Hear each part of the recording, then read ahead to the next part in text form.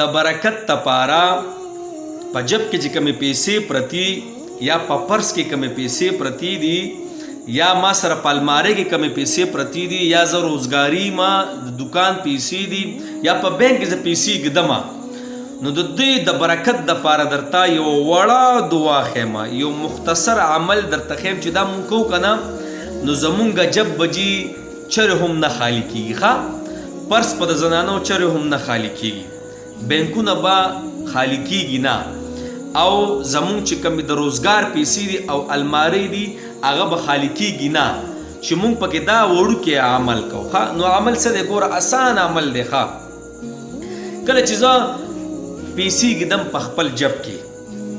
یا په بټوه کې پیسې ږدم یا جی زنانه دي په خپل پرس کې پیسې ږدي یا المارۍ کې پیسې ږدي یا روزګاري دی په خپل غټ چې کوم المارۍ دی په هغې کې یا بینک کې نو کله چې زه پیسې ږدم که نه نو زه به دا دعا وایم بسم الله فی کنز الله یعنی زه شروع کوم په نوم د الله او دا پیسې ږدمه د الله په خزانو کې کنز وی خزانې ته خزانه د الله خزانه نو ګوره زه چې کله پیسې ږدم نو زه به څه وایم زه به وایم چې بهی اکو ما خو تاسو ته کو په هر دغه کې کو په پرس دی کو جب دی کو بټوه ده او کو داسې دغه دی څه ورته وایي المارۍ ده یا بینک دی نو په دې کې چې زه کله پیسې ږدمه نو زه به وایم بسم الله فی کنز الله ښه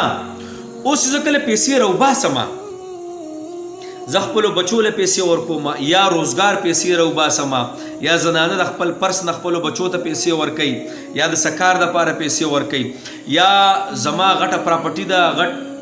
ډیلینګ مې دی روزګار مې ډیر دی او غټ روزګار مې دی او زه د خپل چې کوم هغه بریکیس د هغې نه زه پیسې راوباسم د ټولو دپاره دا دعا ده ښه نو زه چې کله هغه راوباسم زه به څه وایم بسم الله من کنز الله یعنی زه شروع کوم په نوم د الله باندې د څه نه د الله د خزانو نه دا پیسې راوباسم نو تاسو وایئ جي زه د الله په خزانو کې پیسې ږدم که نه نو د الله خزانو له زوال شته زما پیسې به ضایع کړي د الله خزانې یا زه د الله د خزانو نه پیسې رالم نو آیا د الله خزانې به کمې شي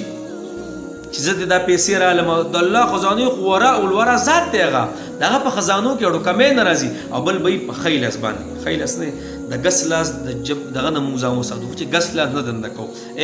ښی لاس نه ښی لاس بس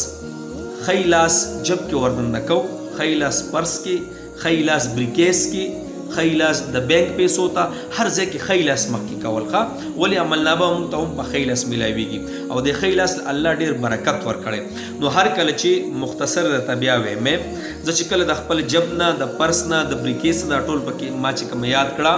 زه کله د دې نه پیسې راوباسم که نه پیسې به کې ږدمه کله زه په جب کې پیسې ږدمه نو زه به څه وایم بسم الله فی کنز الله او کله چې زه پیسې راوباسم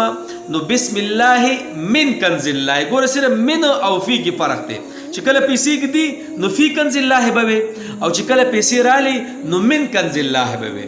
نو چې دا دعا مونږ کوو که نه انشاءالله الله جل شانه به زموږ په پیسو کې زموږ په جب کې زموږ په بټو کې په پرسونو کې زموږ په روزګار کې او چې څومره پیسې مونږ په یو ځای کې ږدو او مونږ یې په ښی لاس رالو او د دې کلمې سره رالو که نه نو جي زمونږ